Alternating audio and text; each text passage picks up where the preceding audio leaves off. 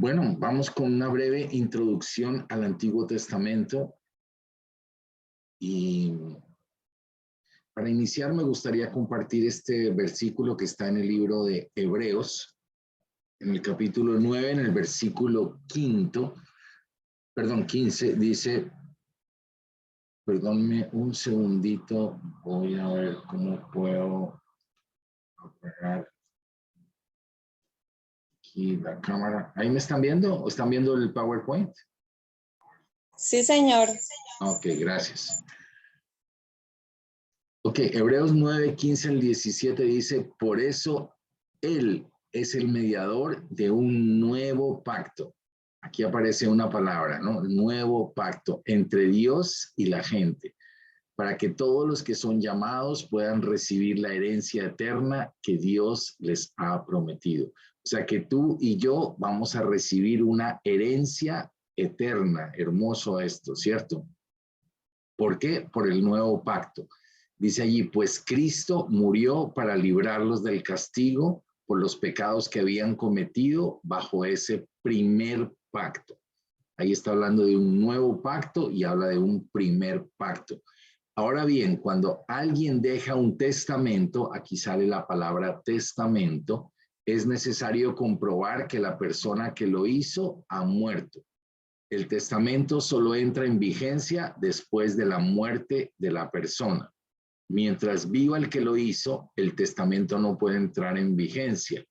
Por eso, aún el primer pacto fue puesto en vigencia con la sangre de un animal. Si tú sigues leyendo todo ese capítulo, te vas a dar cuenta que está hablando que en el primer pacto se ofrecían sacrificios con sangre de animales, de corderos, y obviamente cuando viene Jesucristo, Él es el Cordero eterno, el Cordero perfecto, el que ofrece su propia sangre, y ahí se sella este nuevo pacto. Entonces, vamos a continuar con la idea. La palabra testamento no es, digamos, esta división no es técnicamente bíblica. Esto la vino a utilizar un señor que se llamaba Melitón de Sardis y él usó la palabra Antiguo Testamento. Y eso viene de una palabra latina que es testamentus, me parece que es, no tengo ni idea del latín. Y dice que así lo utilizó para hacer una división entre el canon, entre las escrituras judías y el nuevo pacto con las nuevas cartas. Y posteriormente un personaje que se llama Tertuliano, al referirse a las escrituras cristianas, entonces él las llamó Nuevo Testamento. Por eso nuestras Biblias quedaron divididas como Antiguo y Nuevo Testamento. Ahora, entendemos nosotros, obviamente, que la palabra pacto, me gusta más la palabra nuevo pacto y antiguo pacto, digamos, en el sentido de que la palabra pacto es mucho más fuerte, ¿no? La palabra pacto viene de una palabra hebrea que se llama berit. Berit es la palabra que es el pacto entre Dios y los hombres. Dios es el que hace el pacto con nosotros, Él buscó acercarse con nosotros, Él dio el pacto hacia nosotros y es incondicional frente a nosotros. Sabemos que después de que vivimos la caída de Adán y Eva, por haber desobedecido, por haber pasado esos límites, por haber comido ese fruto prohibido, entonces allí inicia la historia de la redención. Ese término me gusta mucho, la historia de la redención. O sea, Dios desde el principio planeó, apenas fue la caída, ella tenía planeada toda la historia para redimirnos, o sea, para sacarnos de esa condición de pecado, para salvarnos, y eso se iba conectando a través de pactos sucesivos, un pacto con Abraham, un pacto con Moisés, un pacto con David, pactos sucesivos que van enganchados hasta que lleva al punto central que es Jesucristo. Toda la Biblia apunta a Jesucristo, todo apunta a la sangre del Cordero y al pacto eterno. Ahora, en la Biblia se utiliza un término que ustedes lo van a encontrar a menudo que se llama el canon. El canon bíblico quiere decir, esto viene de una palabra que está en el libro de Ezequiel, cuando Dios le dice a Ezequiel que mida el templo y que use una caña de medir. Esa es una palabra hebrea que en griego, esto que está escrito aquí quiere decir canon. Canon. Entonces, canon quiere decir regla, límite. Es decir, el canon es lo que sirve para ponerle un tope, un límite, un hasta aquí. ¿De qué estoy hablando? Estoy hablando de los libros que hacen parte de las Biblias. Entonces, el Antiguo Testamento tiene un límite, un número. Va desde Génesis y termina, pues en el caso de la Biblia protestante cristiana de la nuestra, termina con Malaquías, y son 39 libros. Ese es el canon que se estableció históricamente, después lo vamos a ver, y el Nuevo Testamento tiene su canon también, o sea, un límite de libros. Y hay una serie de libros que se escribieron en el periodo que se conoce como intertestamentario, o sea, un periodo antes de que empezara el Nuevo Testamento. Allí hubo mucha producción de libros y muchos de esos libros, pues después de un análisis juicioso, riguroso y en oración, se determinó que esos libros no eran inspirados por Dios y por tal razón no se incluyeron en nuestras Biblias. Por eso se llama el canon bíblico. Entonces el canon bíblico dice, hasta aquí llega. El canon del Antiguo Testamento, no voy a complicar mucho esto, lo quiero hacer lo más sencillo posible. El canon del Antiguo Testamento, si tú tomas la Biblia de tu Biblia, la Reina Valera o la Nueva Traducción Viviente o la Nueva Versión Internacional o la Biblia de las Américas o la Nueva Biblia de las Américas, etcétera, tú vas a encontrar que los libros que nosotros tenemos son exactamente iguales a los libros que tiene el canon judío. Entonces, un judío va a tener exactamente los mismos libros. Estoy hablando del pacto antiguo o lo que nosotros llamamos el Antiguo Testamento. Para los judíos, ellos no lo conocen como Antiguo Testamento, sino que el nombre que ellos le dan es Tanakh, como está escrito aquí. Realmente la pronunciación, como es una letra allí, se pronuncia más como Tanakh, pero, o sea, lo vamos a leer como está aquí, Tanakh. Entonces, ellos dividen el Antiguo Testamento en tres partes. Una primera parte, cada letrica de estas, Tanakh, significa, es un acrónimo. O sea, ¿qué quiere decir un acrónimo? Que la T corresponde a Torah, que la N corresponde a Nevi'im y que la K corresponde a Ketuvim.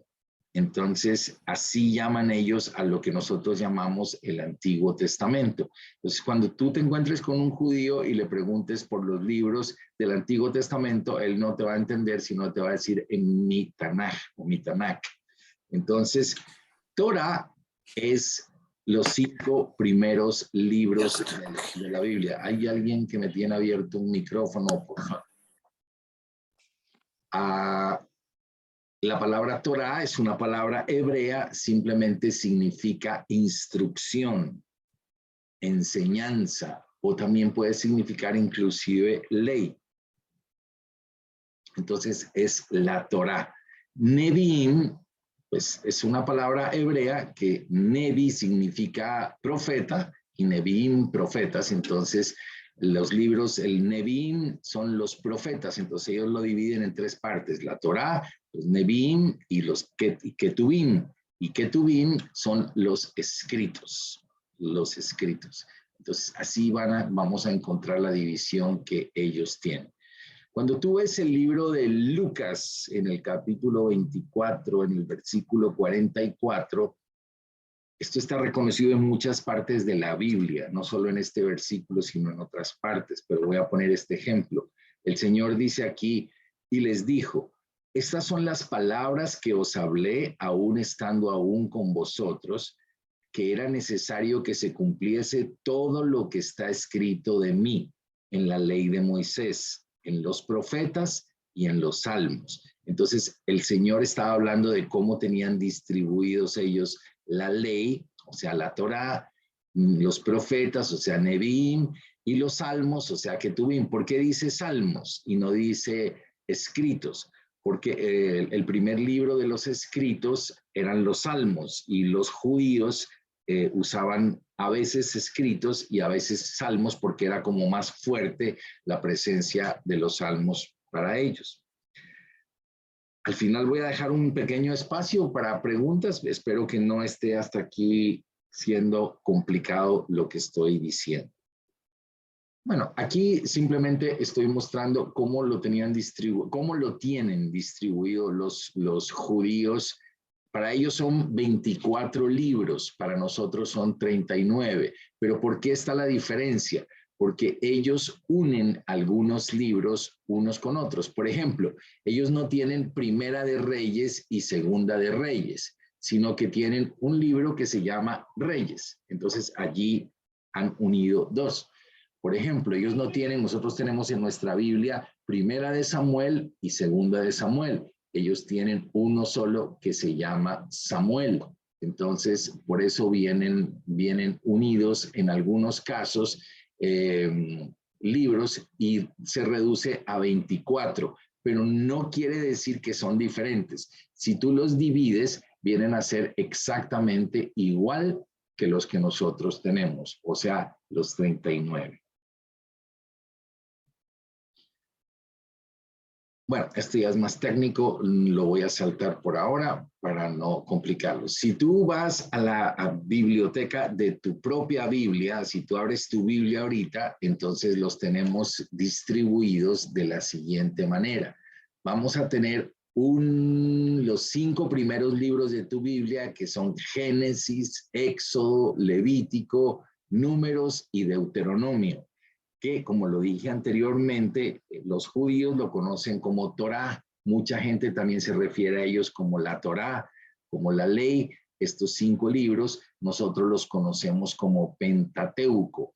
Penta, 5, y teuco como estuche. Entonces, el estuche de los 5 libros. Eso es lo que quiere decir esto que está aquí. Históricos. Entonces, aquí vas a encontrar 12 libros en el orden que sigue después de Deuteronomio, va Josué, Jueces, Ruth, Primera y Segunda de Samuel, Primera y Segunda de Reyes, Primera y Segunda de Crónicas, Esther, Nehemías. Entonces, por ejemplo, como les dije anteriormente, estos libros en ellos están unidos, Primera y Segunda de Samuel, Primera y Segunda de Reyes, Primera y Segunda de Crónicas. Después vamos a encontrar los libros poéticos que están en tu Biblia. Si quieres, puedes irla mirando allí conmigo en tu Biblia.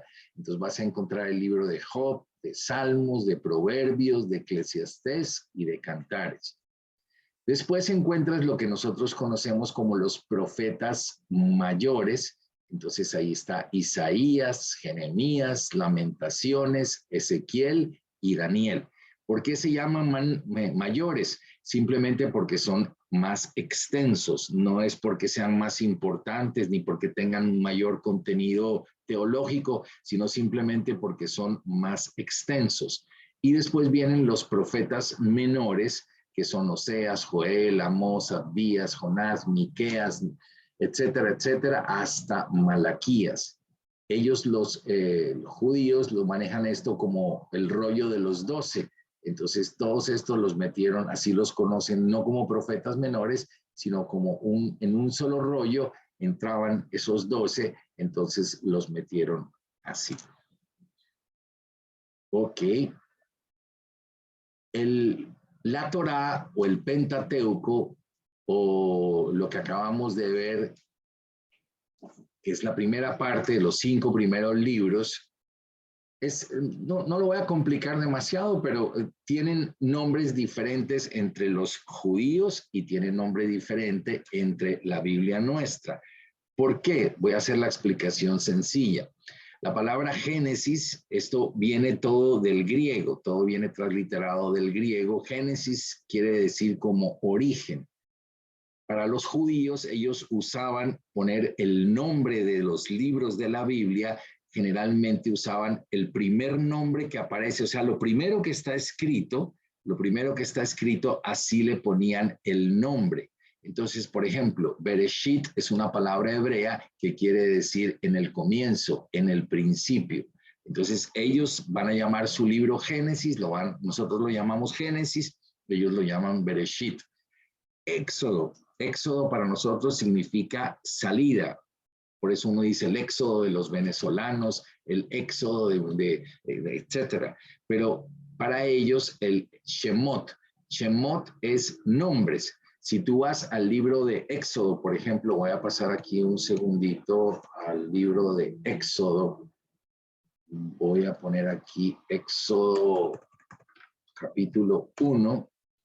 Entonces aquí dice, el versículo 1 dice, estos son los nombres de los hijos de Israel. Si tú buscas la palabrita nombres, aquí en hebreo quiere decir Shemot. Entonces, por eso ellos lo llaman Shemot. Regreso aquí. Levítico le pusieron acá porque esto tiene que ver mucho con el sacerdocio de los levitas. Entonces le pusieron el nombre Levítico. Ellos lo llaman Vayikra. Vayikra, en el Éxodo se terminó de construir el templo y en Levítico, Vayikra quiere decir él llamó. O sea, ya hicieron el templo, ahora los invito a que vengan adentro, que vengan a adorarme, que entren al templo. Entonces tiene un significado muy hermoso. Números es porque tiene, bueno, perdón, voy a admitir aquí algunas personitas. La vida de los israelitas durante todo su peregrinaje, pero en hebreo lo llaman ellos Bemidbar, que quiere decir en el desierto. Deuteronomio, lo mismo, la primera palabra que aparece allí es Devarim, que quiere decir palabras, pero nosotros lo llamamos Deuteronomio, que quiere decir segunda ley. Deutero, segunda, y nomio, nomos, ley. ¿Ok? Entonces quiero hacer como un pequeño resumen de qué es lo que vas a encontrar a lo largo del Antiguo Testamento. Empezamos con ¿Alguien tiene un micrófono abierto? Le agradezco que me lo cierre, por favor. Inicia todo, pues, en Génesis, la primera parte del capítulo, el primer capítulo y el segundo capítulo habla de lo que es la creación, el desarrollo de cómo Dios preparó el mundo y cómo creó a Adán y a Eva. De Adán y Eva vinieron Caín y Abel. Después ya sabemos que Caín mató a Abel y quedaron Caín y Set. Entonces quedaron dos líneas diferentes. Después de esto vamos a encontrar el diluvio. Entonces allí es donde pues la maldad del hombre había subido tanto que el Señor mandó este juicio que fue el diluvio. Después del diluvio, donde llegan ahí todos se confluyen allí, salen de Noé las tres descendientes que son Cam, Sem y Jafet. Entonces de allí vienen las distribución de esas tres razas. El Señor les ordena que se dispersen, pero el hombre, como siempre, es rebelde, terco, testarudo, a no hacerle caso a Dios. Entonces terminan todos congregándose en el sitio de Babilonia y allí se levanta la Torre de Babel. Y gracias a esa rebeldía, hoy no nos podemos entender unos con otros porque tenemos diferentes idiomas. Y ahí ya viene una dispersión, entonces parte toma para África, que tengo aquí tapado mi África, Arabia y la parte de Etiopía, otra parte se vuelve para Palestina y otra parte para Asia Menor y Europa. Entonces, aquí aparece nuestro gran amigo y el padre de la fe, Abraham. Eso va a aparecer todo esto en el libro de Génesis. Y aquí viene la descendencia, aparecen los patriarcas, que son Abraham, Isaac y Jacob. Entonces, todo esto lo vamos a encontrar y lo vamos a leer en el libro de Génesis. De Jacob vienen las 12 tribus, que son Rubén, Simeón, Leví, Judá, Isaacar, Zabulón, José, Benjamín, Dan, Neftalí, Gad y Aser. Después de todo un proceso complicado con José, que ustedes lo conocen, lo han leído, lo han estudiado mucho, son llevados, José llega a Egipto por la maldad de sus hermanos, hay un cambio de rey, de faraón, y entonces dejan de ser amigos el pueblo hebreo de los egipcios y entran en un periodo de esclavitud por 400 años. A los 400 años el Señor levanta a Moisés.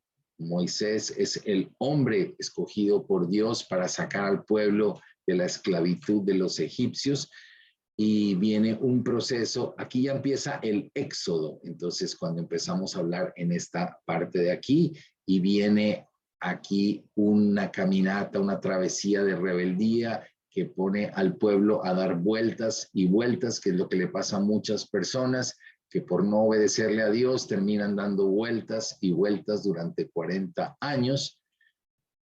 Y esto ya empieza a mezclarse aquí con los libros de Números, de Deuteronomio y de Éxodo. Después aparece Josué, que es la persona encargada de introducir nuevamente al pueblo del Señor en la tierra prometida. Una vez que son incluidos en la tierra prometida, viene el periodo de los jueces, que son 13 jueces, 13 fracasados jueces, porque el pueblo es rebelde. Cuando tienen, más que jueces, ellos se deberían llamar caudillos, ¿no? Porque no eran tanto personas que estaban en un orden jurídico, digamos, dictaminando leyes, sino cuando el pueblo caía, Dios levantaba a un juez como Sansón, como Jefté, como Barak, etcétera, para liberar al pueblo de ese proceso de esclavitud por el pecado. Después el pueblo pide monarquía en rebeldía para parecerse a los demás pueblos, entonces es montado en el trono Saúl. Después viene David, esta es la historia que todos nosotros conocemos, o sea, estamos ya en el periodo de la monarquía. Esto también es parte del Antiguo Testamento y esto lo vamos a encontrar en los libros de Primera, Segunda de Reyes, Primera y Segunda de Crónicas y Primera y Segunda de Samuel, allí también. Después, por los pecados, se divide entre el hijo de Salomón, que se llama Roboam, y uno de los sucesores, uno de los generales que ayudaba a Salomón, que es Jeroboam. Entonces el reino se divide en el reino del norte y el reino del sur. Ok. Y gobiernan 20 reyes en el norte, 20 reyes en el sur. Ahí falta uno. Todos son los del rey del norte, todos los del reinado del norte son un fracaso, todos hicieron lo malo delante de los ojos de Jehová, y del reino del sur, menos de la mitad de los reyes hacen lo recto delante de Dios, y la mayoría se tuercen y se salen de la línea de Dios. Fruto de toda esta rebeldía y sucesiva rebeldía y corazón duro, el reino del norte termina en cautiverio en Asiria y el reino del sur termina en cautiverio en Babilonia. Pero hay el papá de Nabucodonosor, que ya lo hemos hablado muchas veces y ustedes lo conocen, se llamaba Nabopolázar, y él es el que se encarga de destruir el imperio asirio, y allí digámoslo, voy a ver qué palabra utilizo, se difuminan, se pierden del mapa las 10 tribus del norte, se entremezclan en el mundo y quedan prácticamente las 2 tribus del sur y entran en cautiverio. Después de 70 años de cautiverio, eso lo vimos con las prédicas de fin de año, entonces Dios levanta a un rey que ustedes se van a acordar. ¿Cuál era? A Ciro, ¿se acuerdan? Entonces Ciro permite que ellos regresen de la cautividad, y primero aparece un personaje que se llama Zorobabel, que se encarga de sacar un grupo de 50,000 personas del cautiverio. Después aparece un personaje que se llama Esdras, que también predicamos en este fin de año. Y él, después de 78 años, aparece Esdras y él es el encargado de llevar otro remanente para Jerusalén. Y después viene Nehemías, que también viene a ayudar a la reconstrucción de Jerusalén, de la ciudad y del templo y del muro. Entonces allí termina el Antiguo Testamento y después queda un espacio que es el que les decía que se llama el espacio intertestamentario. O sea, aquí quedaron 400 años en silencio, entre comillas. Entonces, después aparece ya nuestro Redentor y nuestro Salvador. Ese es un pequeño resumen, creo que lo hice como muy rápido. Espero que lo hayan podido copiar. De todas maneras va a quedar grabado para que lo puedan volver a repetir con más calma, pero voy a parar aquí para escucharles sus preguntas.